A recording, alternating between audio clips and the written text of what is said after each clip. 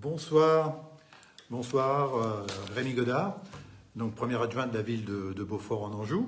Je suis ravi de partager avec vous ce 30 minutes live. Alors pourquoi c'est moi ce soir et pourquoi c'est pas Monsieur le maire? D'abord pour vous dire que Alain Dozias est au conseil communautaire de Baugé ce soir. Et puis surtout que c'est moi qui présiderai la séance du conseil municipal du 18, du lundi 18, puisque Monsieur le maire sera absent une dizaine de jours et que j'essaierai de le suppléer dans ses fonctions avec bien sûr les conseillers municipaux, mais aussi les deux maires, le maire de Beaufort-en-Vallée et le maire de Gé, dans ses fonctions pendant son absence. Voilà. Donc nous allons parler du conseil municipal. Pourquoi c'est aujourd'hui aussi un jeudi? Parce que habituellement c'est le vendredi. Parce que demain, nous avons le plaisir de recevoir une deuxième fois le Père Noël à Beaufort en Anjou. La première fois c'était le 3 décembre là, dans la belle manifestation que vous avez vécue sur la place Jeanne de Laval.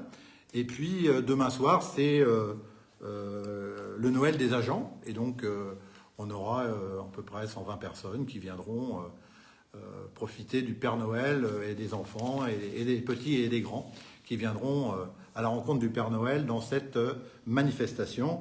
C'est la raison pour laquelle ce 30 minutes live se déroule ce soir. Voilà, alors avec moi une équipe exclusivement féminine. J'ai avec moi Aurélie, Katia, Nathalie et Ingrid qui ont d'abord gentiment préparé les aspects techniques et puis ils sont là et ils sont prêts à me passer vos questions si vous avez envie de me poser des questions qui ont trait à la séance du conseil municipal en priorité puisque c'est l'objectif de cette rencontre. Mais si on a un peu de temps et que ça déborde sur d'autres sujets, pourquoi pas. Mais d'abord, priorité au conseil municipal. Alors, ce sera un conseil municipal traditionnel avec 18 points quand même. Hein, donc, la trêve des conviseurs, ça sera juste après.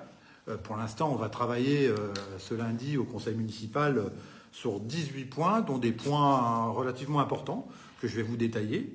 Vous savez que ce conseil municipal, c'est un travail d'un mois ou de 2 mois, de 3 mois, puisque c'est d'abord des commissions qui travaillent avec la minorité, la majorité.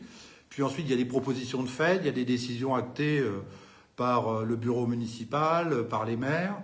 Et puis ensuite, il y a une équipe d'agents qui nous propose des rédactions de délibération qui sont lues, revues, travaillées. Et puis enfin, c'est pour finir des agents qui, dans l'équipe d'Isabelle Gilles, qui est la directrice générale des services, nous propose un document complet qui sera celui que l'on verra lundi 18 au conseil municipal. Donc voilà, donc c'est un travail d'équipe, un travail important, un travail assez, je dirais, traditionnel dans les municipalités, mais c'est extrêmement important de faire ce travail-là. Donc 18 points. Il y aura des points sur la finance, des points sur la culture, des points stratégiques comme sur la piscine ou le contrat d'assurance groupe concernant les agents. Alors, le premier point, si je dois commencer, c'est une délibération qui est assez simple. C'est une décision modificative du budget de l'annexe de Beaufort de l'auberge de Gé, et qui dit que il y a une modification d'un euro. Donc, on doit corriger tout simplement ce document. C'est assez simple. Donc j'imagine que ça ira assez vite. Le deuxième point, c'est un point extrêmement sensible, c'est celui des décisions modificatives du budget. Ça sera la 3e de l'année. J'avais dit, quand on a voté le budget au mois d'avril 2023, qu'on utiliserait cette possibilité autant que faire se peut, parce qu'on avait besoin d'ajuster les budgets. Ben voilà, donc on arrive à la fin de l'année, ça sera donc la 3e décision modificative. C'est une décision qui est importante parce que ça nous permet d'intégrer la renégociation de la dette sur le prêt toxique d'Exia dans les écritures comptables qui n'étaient absolument pas prévues, puisqu'on n'avait pas prévu à l'époque de mettre en place cette renégociation. Vous savez qu'elle a été votée à l'unanimité. Je remercie les membres du conseil municipal, de la minorité et de la majorité d'avoir voté cette délibération. Mais maintenant, il faut rentrer toutes les écritures comptables dans le plan comptable, et pour cela, il fallait les intégrer dans une décision modificative, ce qu'on va faire. Je vous rappelle que le prêt toxique, quand nous étions au conseil municipal, il avait été proposé à un taux de 3,70, avec une pénalité de 410 000 euros et pour nous permettre de sortir de cette impasse financière. Au final, vous n'étiez sans doute pas au courant, puisqu'il n'y a pas eu de communication large de fait dessus. J'en reparlerai lundi prochain au conseil. Le taux a été validé au taux de 3,60 au lieu de 3,70.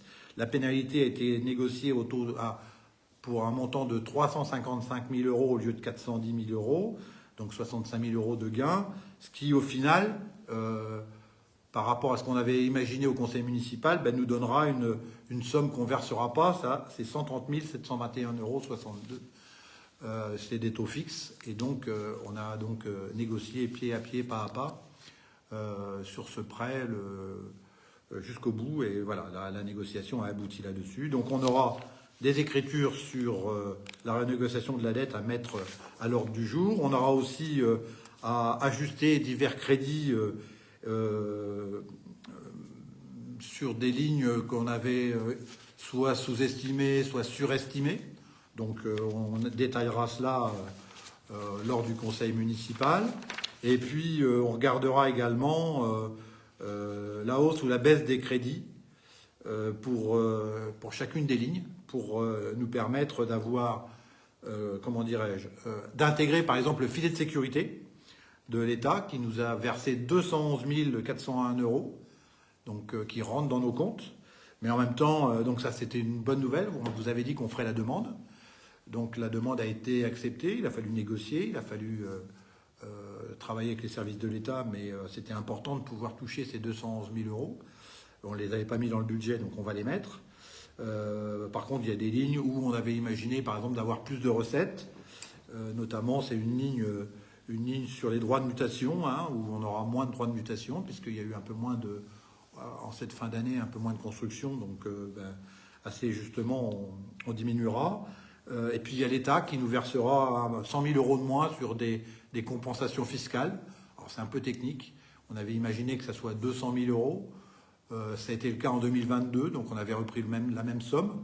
Au final, c'est plutôt tous les ans entre 90 000 et 100 000 euros. Donc pour le budget 2024, on mettra plutôt cette somme-là de 90 000 euros plutôt que de 200 000 euros.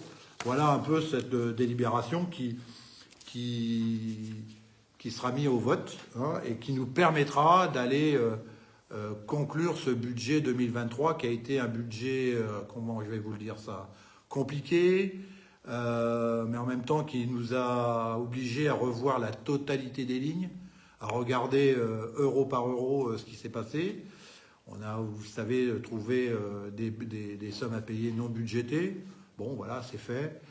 Il nous faudra maintenant, pour 2024, en tirer des leçons positives et puis faire en sorte d'avoir un budget, mais j'y reviendrai dans les mois qui viennent, qui nous permettent de traverser encore et encore de façon rationnelle et simple les mois qui vont arriver. Voilà. La troisième délibération, c'est une délibération un peu technique. Là aussi, c'est une garantie d'emprunt qu'on va donner à un constructeur qui s'appelle Podelia pour 6 maisons qui sont rue des Héros. Alors, pour ceux qui connaissent, c'est complètement au fond, là-bas, dans la rue des Héros.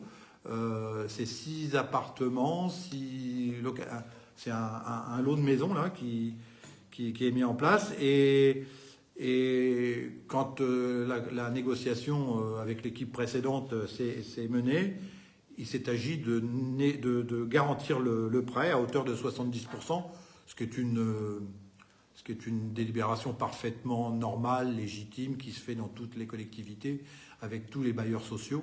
Donc il n'y a aucune difficulté. Donc la ville de Beaufort va se porter garant à hauteur de 70% sur un prêt de 853 000 euros.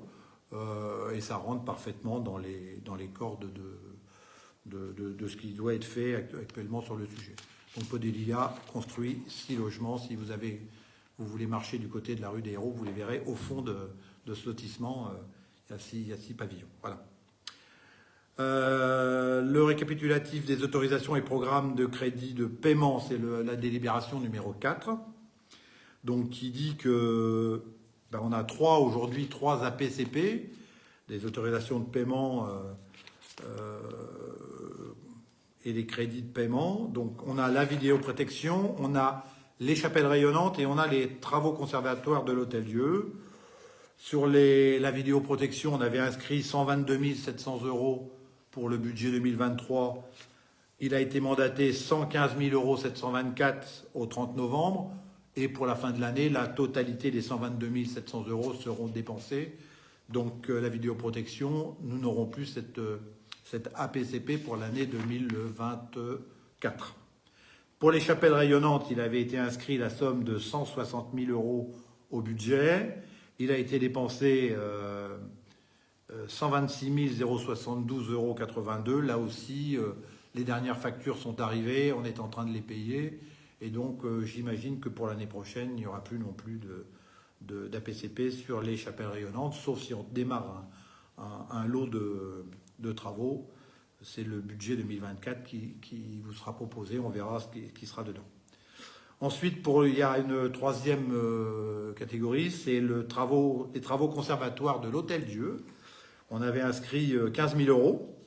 Puis, lors de la décision modificative numéro 2, on les avait enlevés pour s'en servir pour acheter, je crois, j'en suis même sûr, les portails pour les enfants à l'école de la Vallée. Il fallait payer les portails, c'était pas budgété.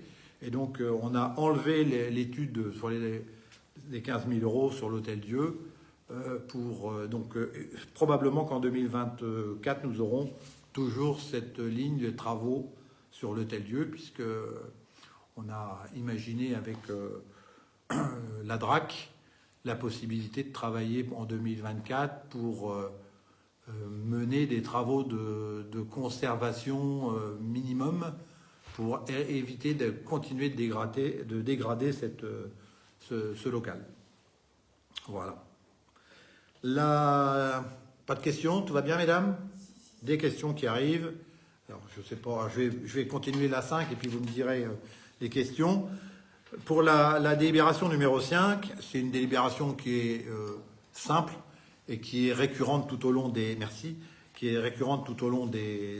années. C'est l'autorisation Monsieur le maire nous demande l'autorisation de permettre, avant le vote de budget, d'utiliser des fonds pour payer dans l'investissement, puisqu'on n'a pas l'autorisation on ne peut pas dépenser de l'argent sur lequel il n'y a pas eu de budget de voter. Le budget sera voté probablement en mars 2024. Donc ça voudrait dire que si on avait des dépenses d'investissement réalisées entre janvier et mars 2024, on ne pourrait pas, si cette délibération-là n'était pas prise, une délibération technique qui se prend dans toutes les mairies de France et de Navarre. On vote généralement 25% du budget et puis on attend le budget 2024 pour ajuster les chiffres. Donc ça nous permettra éventuellement de pouvoir travailler sur le sujet. Alors j'ai une question, je prends ma question, hop, je vais la lire. Qu'en est-il de la vente de tracteurs évoqués et délibérés en conseil? Alors, c'est pas vraiment dans cette partie-là, mais je vais essayer de vous répondre. Pour l'instant, on est en train de se servir du matériel parce que vous savez que nous avions du retard et Monsieur le maire en a souvent parlé dans ce 30 minutes live pour nettoyer les bermes et les collecteurs de la collectivité. Donc le matériel est en service actuellement, quelqu'un le conduit tous les jours. Il a été en panne quelques semaines, là encore, parce qu'il faut réparer de temps en temps. Mais aujourd'hui, il fonctionne à plein. Et tant qu'on n'aura pas complètement travaillé et fait avancer le dossier de nettoyage, eh bien, on va continuer à s'en servir. La vente, j'espère, aura lieu en 2024. On l'a inscrit dans notre logique. Si on devait changer de stratégie, on reviendrait vers vous, les Beaufortais, pour vous expliquer. Mais on a toujours au moins 2 ou 3 personnes qui sont intéressées pour acheter ce véhicule. Voilà. J'espère avoir répondu à la question. Ensuite, on a donc la délibération numéro 6, qui sont les tarifs municipaux. Alors ça, c'est pareil, c'est une délibération qui passe tous les ans à cette époque-ci, au mois de décembre. D'abord, la première chose que je dois vous dire, c'est qu'on s'est appuyé sur le document existant, qui avait été fait par l'équipe précédente, mais aussi par les agents, et qui était plutôt un outil pertinent, qu'on a essayé de simplifier une nouvelle fois en commission finance, pour lequel on a débattu, on travaille les choses. Alors ce que je peux vous dire globalement, c'est que la ville continue d'accorder la gratuité des salles communales à ses associations. Voilà. Ce qui va changer, c'est que précédemment, quand on louait les choses, il y avait du ménage à payer. Donc la priorité, la chose qui va changer, c'est que le tarif ménage est supprimé. L'entretien n'est plus à effectuer par la collectivité, mais par le locataire, par celui qui va louer la salle.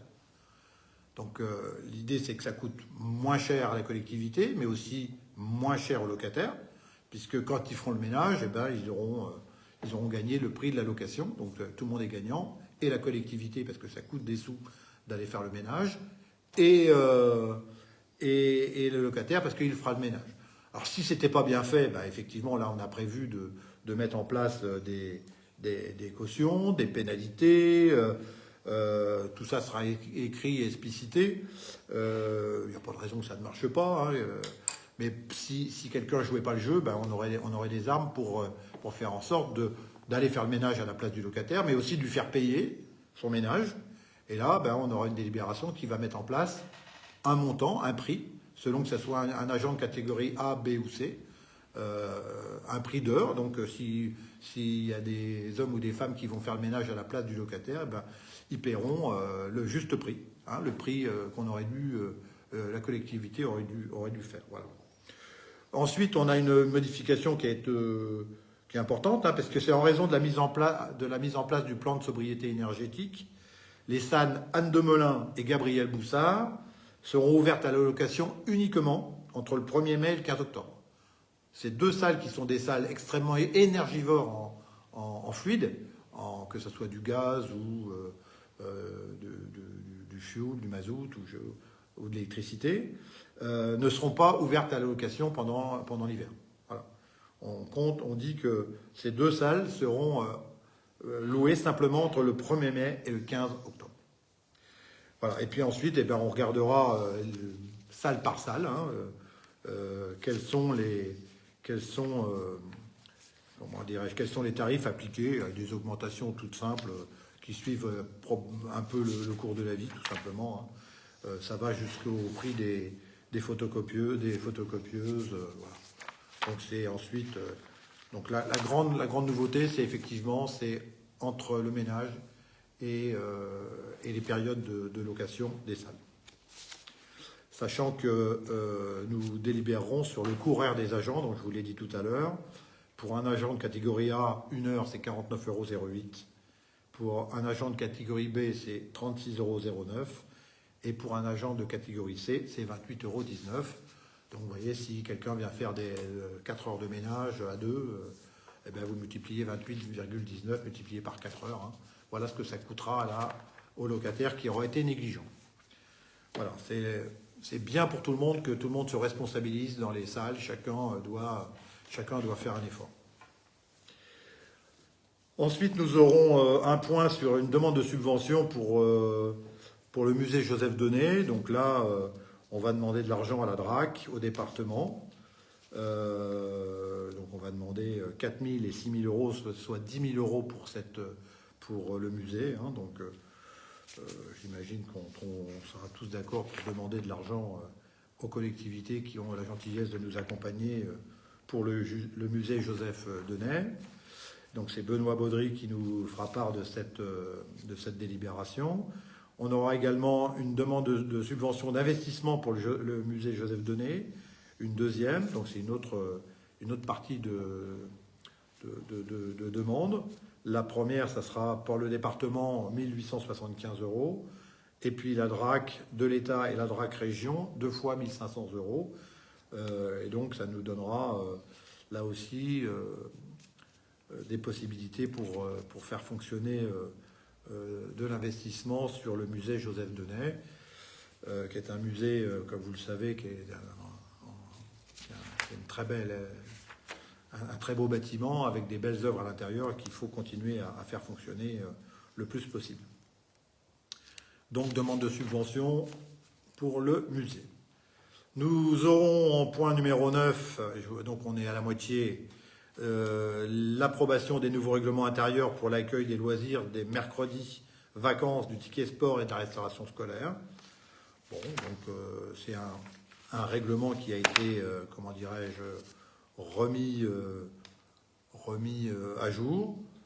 Donc on a une synthèse des évolutions. On parlera de pénalités financières si des repas ne sont pas consommés, non réservés dans les délais.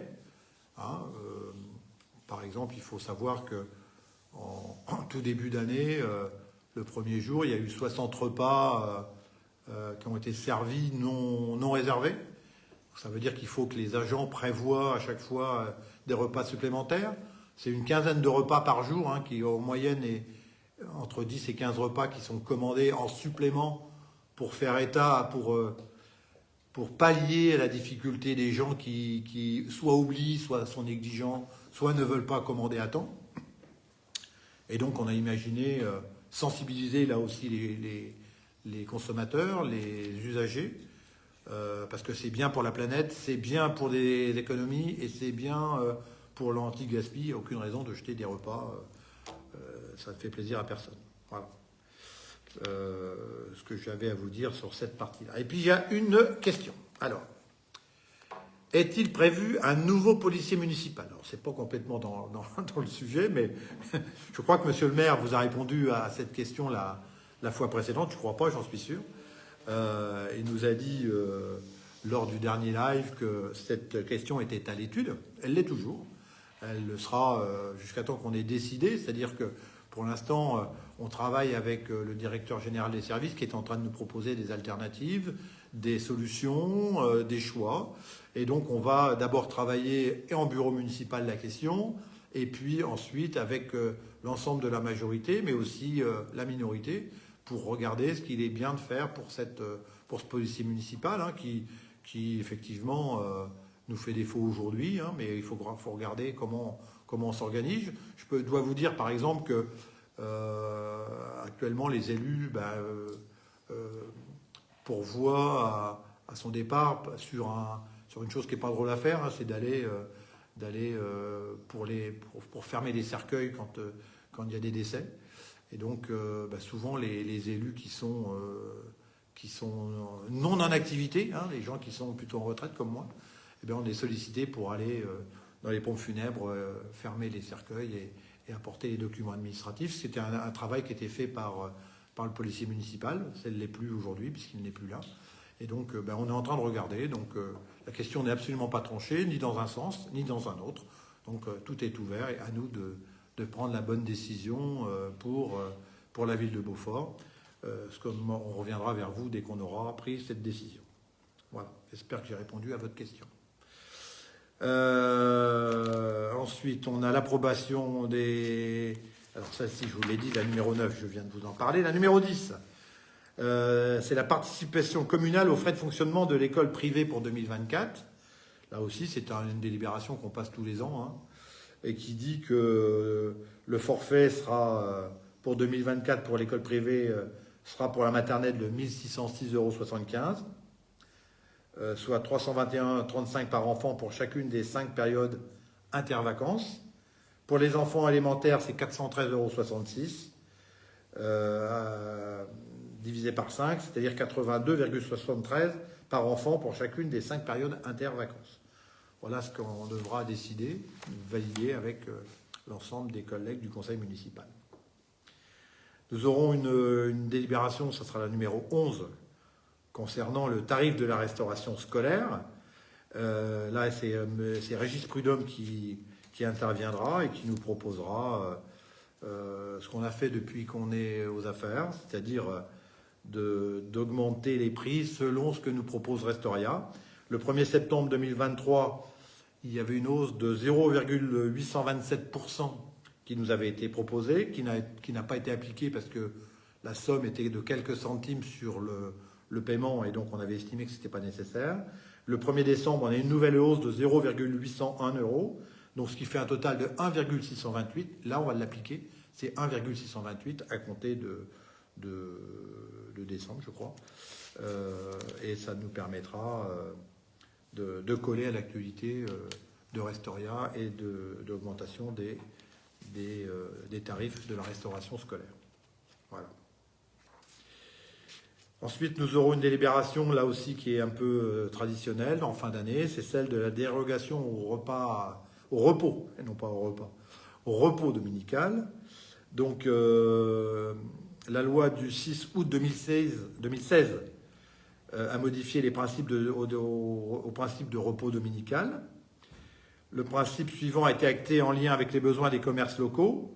Donc, la ville de Beaufort se propose d'autoriser les ouvertures le 26 mai, le 14 juillet, le 1er décembre, le 15 décembre et le 22 décembre 2024.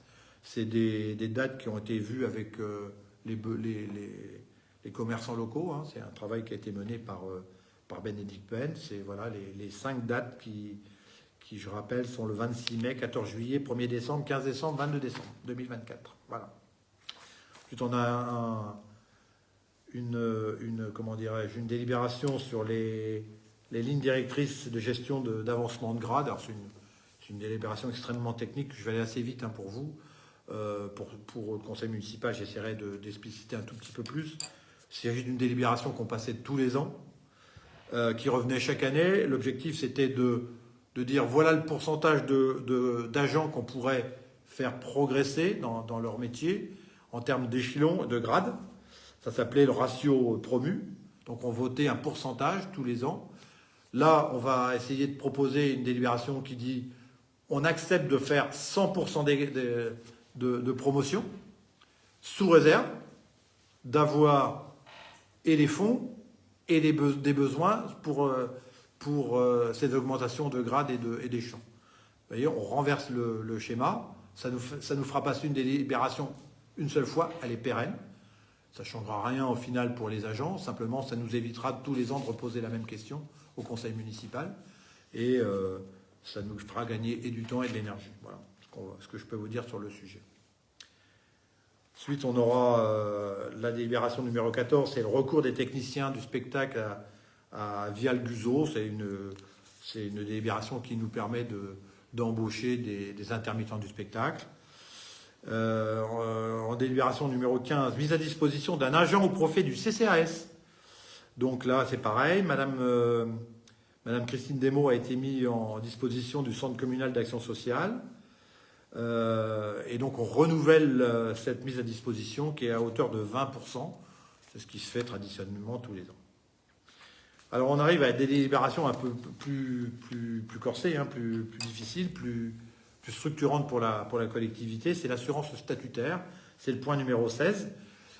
L'assurance est obligatoire dans les collectivités, probablement comme dans toutes les entreprises, et comme elle est fortement conseillée pour les particuliers, même si elle n'est pas obligatoire pour les particuliers. Mais pour les collectivités, elle l'est. Le contrat que nous avions arrive à son terme le 31 décembre 2023.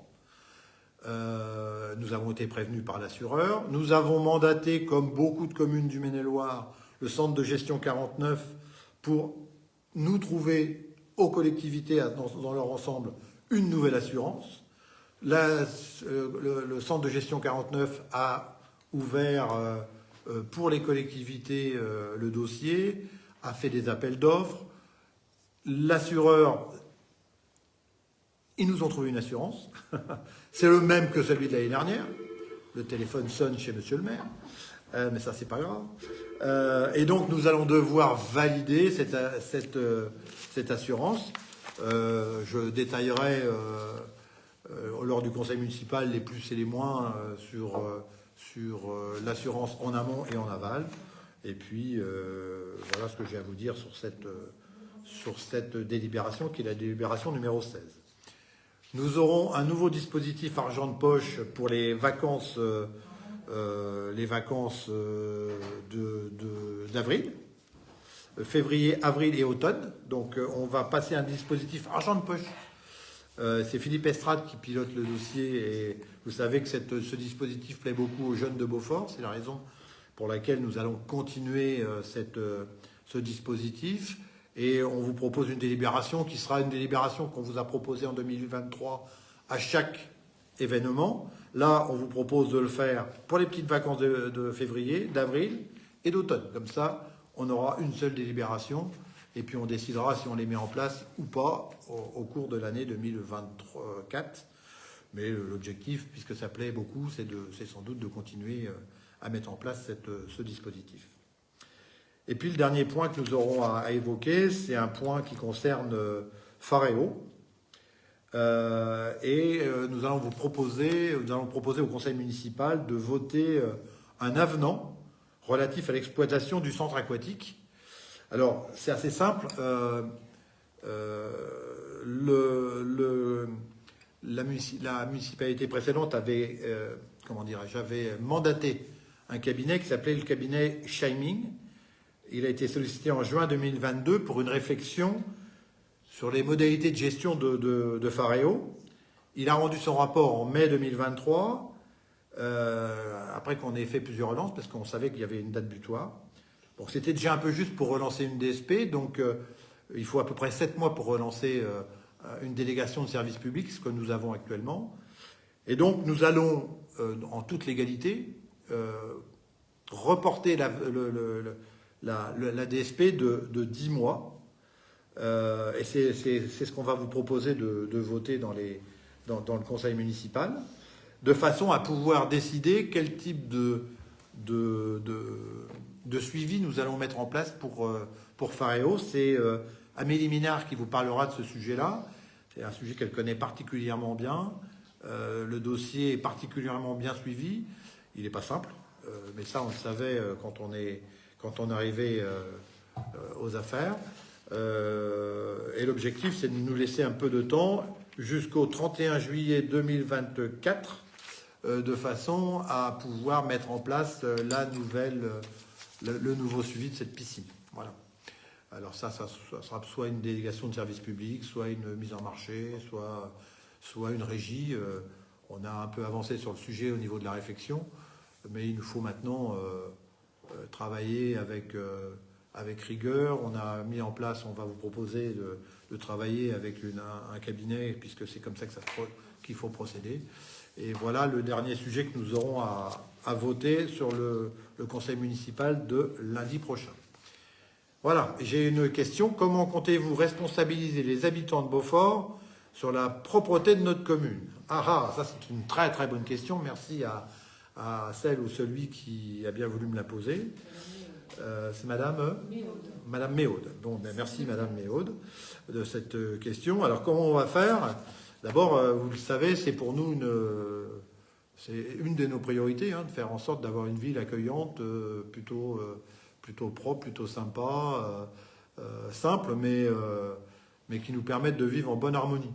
Donc comment on va faire? On va continuer à sensibiliser à travers tous les outils à notre disposition de communication. Je pense aux outils du trait d'union, à Facebook. À chaque fois qu'on rencontre quelqu'un, on lui en parle.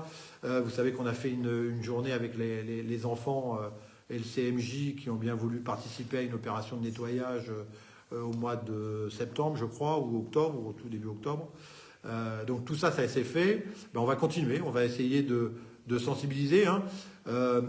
C'est bien la problématique de tout le monde. Il y aura sans doute des journées citoyennes sur le sujet. On va continuer à travailler collectivement. Comment on peut faire? Alors nous, de notre côté, on va faire en sorte que la ville soit balayée, nettoyée, qu'il y ait moins d'herbe, que les outils pour les agents des services techniques soient à leur disposition et pas tout le temps en panne. Pour ça, il faut investir un peu, il faut réparer, il faut avoir une politique de suivi des matériels, ce qui n'était pas toujours le cas. Maintenant, il faut que ça soit mis en place et puis que chacun d'entre nous, notamment les agents, mais vous avez raison, Madame Méaude, chacun d'entre nous. Moi, je tourne ma pelouse devant chez moi. Je sais que beaucoup le font et ben, il faudra continuer à le faire et il faudra inciter à le faire et on aura toujours cette logique d'inciter à le faire. Voilà. J'espère que j'ai répondu, madame, à votre question. Voilà, alors il est 19h37, je suis un peu bavard, moi, hein. C'est toujours ce qu'on me dit, donc j'espère que... Est-ce que, mesdames, il y a d'autres questions? Il n'y a pas d'autres questions, donc voilà. Eh ben, je vous remercie beaucoup. Ce live se termine. Je sais que c'est écouté sur le moment, mais c'est surtout relu après. Hein. Par exemple, pour un conseil municipal, c'est entre 400 et 450 vues, hein, des gens qui retournent voir, écouter ce qui s'est passé. Alors pour le live, je ne sais pas très bien combien il y a de vues. Pour l'instant, on ne sait pas très bien. On va s'occuper de ça, on va regarder ça. Mais l'objectif, c'était bien de faire un tour d'horizon avec vous sur le conseil municipal, sur ce qui va se dire, comment on va le faire, comment on œuvre, comment on travaille au bien des Beaufortaises et des Beaufortais. Alors, avant de vous quitter, il me reste à vous souhaiter de belles fêtes, parce que, à titre personnel, je n'aurai pas l'occasion de vous le dire, puisque c'est une belle occasion pour moi ce soir, de vous souhaiter de belles fêtes de fin d'année en famille, avec vos amis, et j'imagine un regroupement familial, soit à Beaufort, soit ailleurs.